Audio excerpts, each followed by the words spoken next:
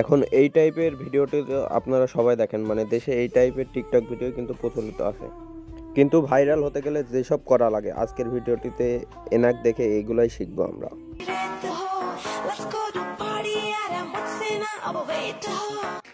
এইটাকে কি বলবেন, প্রথম দিকে ভালোই ছিল কিন্তু পরের দিকে যেই সব হয়।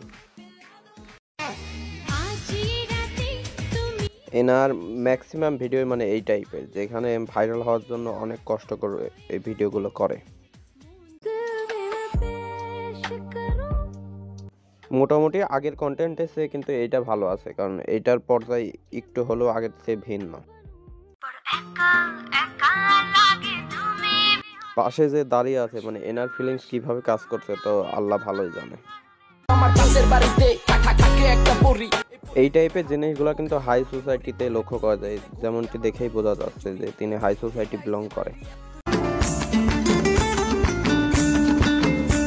এখানে মোটামুটি সবই সুন্দর আছে, কিন্তু সমাজ কিভাবে এটা গ্রহণ করবে আল্লাহ ভালো জানে।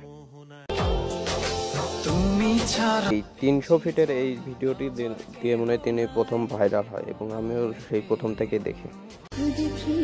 এনার ক্যামেরাম্যান বা সহকর্মীকে নোবেল দেয়া ছাড়া কোনো উপায় নেই, কারণ এই টাইপের ভিডিও করতে গেলে কলিজা লাগে।